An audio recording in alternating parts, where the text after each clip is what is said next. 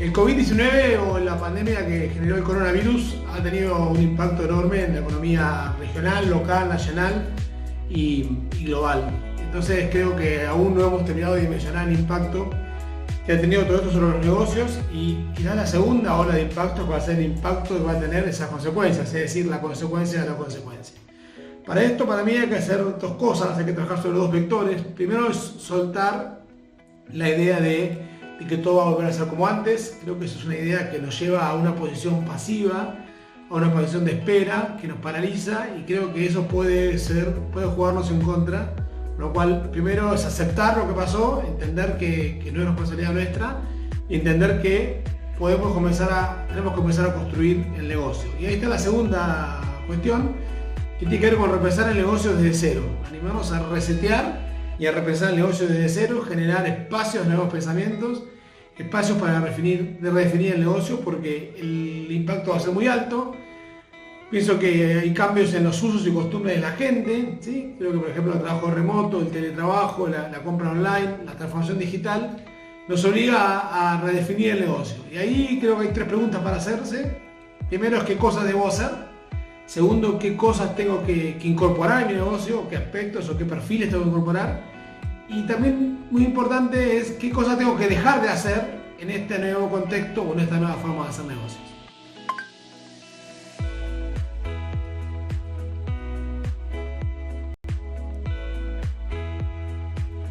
Es que no solamente las personas, sino también las organizaciones pasan por estos trastornos de adaptación al cambio.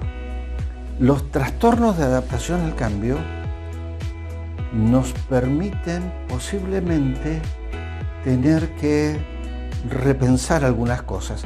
Y para eso entonces vamos a tener que adquirir mayor conocimiento, primero de la situación, y entender cuáles son los procesos que las demás personas, nuevamente nuestros clientes, nuestros proveedores, que el mercado en general ha estado también llevando adelante.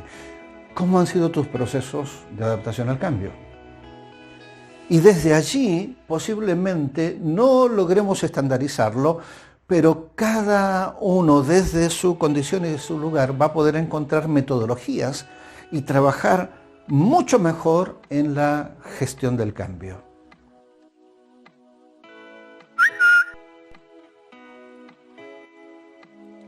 Si algo positivo nos deja el COVID de todo esto, es que se aceleraron muchísimo los tiempos o los procesos de digitalización en todas las organizaciones.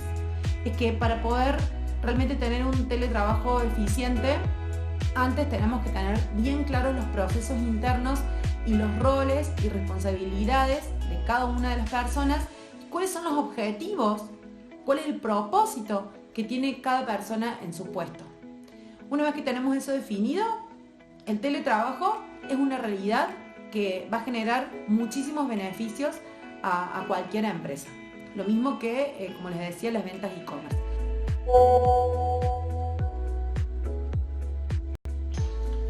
Bueno, respecto a los protocolos, creo que es claro, hay un norte y hay algo desde mi mirada hay que poner foco, que es la salud del equipo.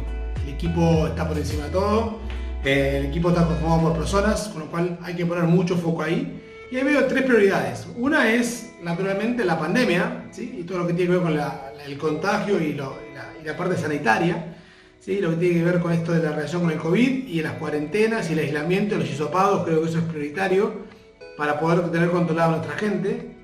Pero también es prioritario la salud psíquica y psicológica del equipo. Tenemos que estar muy atentos a esto, tenemos que generar espacios de conversaciones donde poder entender cómo está nuestro equipo, qué necesita y cómo podemos ayudarlo. Y un tercer desafío, la vez pasada escuchaba a alguien en una charla que participé decir que esto no era teletrabajo, sino que era teletrabajo con obstáculos, porque claramente el contexto de cada uno de nuestros trabajadores, en los que están haciendo teletrabajo, está con los niños, están con adultos mayores, están con temas de conexión, están con las labores de la casa. Creo que hay un desafío ahí grande que entender cómo está impactando también el contexto en todo este combo. Entonces tres variables: salud sanitaria o contagios propios del COVID, salud psíquica y psicológica, y entender el contexto en en el que se está manejando.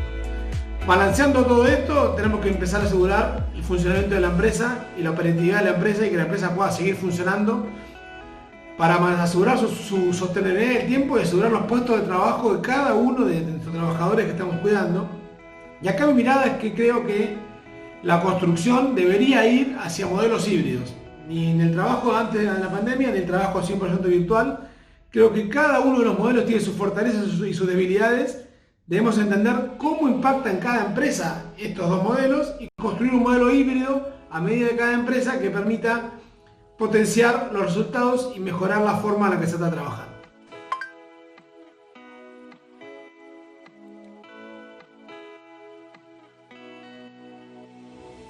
Generalmente utilizo lo que llamo la técnica del GPS, que son básicamente 5 preguntas. Y creo que en este tiempo vamos a tener que utilizarla muchísimo para las organizaciones. Tengo que volver a preguntarme, ¿dónde estoy?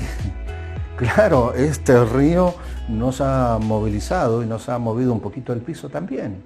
Así que tenemos que pensar, ¿y dónde estoy? ¿Dónde estoy parado? ¿Dónde estoy posicionado en este momento? La segunda pregunta es, ¿y dónde quiero ir? Así que nuestro GPS tiene que estar activo.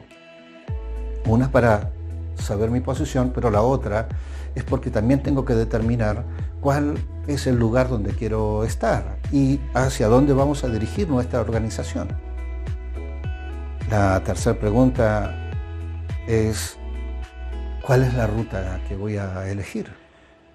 Si nos respondemos al menos estas 4 preguntas, ¿dónde estoy? ¿Dónde quiero ir? ¿Qué ruta voy a seguir? ¿Y qué vehículo voy a utilizar? Tengo que también estar dispuesto a recalcular tantas veces sea necesario, porque estamos entrando a caminos que no hemos transitado antes.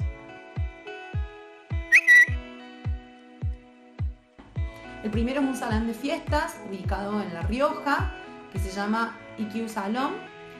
Por supuesto, desde marzo no tienen eventos y hicieron un análisis de sus fortalezas y sus debilidades. La fortaleza más grande era toda la cocina, con todo el equipamiento que tenía, y los cocineros, todo el personal, los chefs que trabajaban ahí. A partir de eso decidieron hacer un plan, primero para darse a conocer en redes. Empezaron a hacer vivos de Instagram con entrevistas a chefs famosos de todo el país. Una vez que tuvieron un buen público ya siguiéndolos en redes, empezaron a ofrecer cursos de cocina virtuales desde las instalaciones del salón, dictaban los cursos. Y este último mes han incorporado también toda una línea de delivery de menús gourmet para enviar y también una línea de productos regionales que los venden en todo el país. El segundo ejemplo es un autopartista que a partir, digamos, de la pandemia se paró totalmente la actividad industrial por varios meses. Es una autopartista que se llama Color Plus, de acá de la provincia de Córdoba, de la ciudad de Córdoba. Y ellos lo que hicieron fue varias cosas. Por un lado, se dedican ellos a la pintura de autopartes, empezaron a pintar puertas y muebles que antes no lo hacían. En segundo lugar, armaron un taller de chapa y pintura para atender a personas particulares, que esa actividad sí estaba habilitada acá en Córdoba. Y en tercer lugar, diseñaron y lanzaron al mercado unos dispositivos para sujetar celulares o tablets que tienen diferentes, se pueden poner de diferentes formas y son unos dispositivos multiuso y los están comercializando en todo el país y les está yendo espectacular.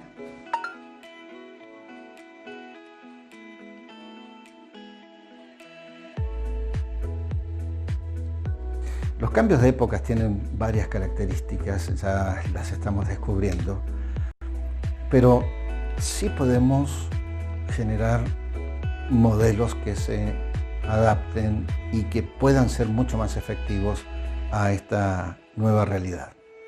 Mi desafío personal y en los ámbitos en los cuales trabajo es posible desarrollar esos puentes para cruzar este río y poder entender qué es lo que hay del otro lado.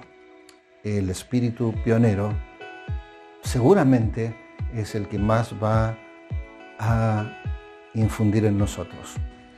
Para resumir todas estas ideas, lo primero y principal entonces es detenernos y realizar un diagnóstico profundo de la organización, tanto internamente, descubrir cuáles son nuestras fortalezas y cuáles son nuestras debilidades, porque a partir de las fortalezas es que podemos reinventarnos, ser creativos y cambiar o mejorar el modelo de negocio actual, y las debilidades para poder mejorarlas y levantarlas. Una vez que tenemos eso, vamos al diagnóstico externo, descubrir nuevas oportunidades en el mercado, porque las hay, y este escenario se abrieron muchísimas nuevas necesidades que no estaban antes en la vista y que necesitan ser atendidas. Como síntesis me quedaría con algunos puntos. Primero, aceptar el cambio, entender que cambió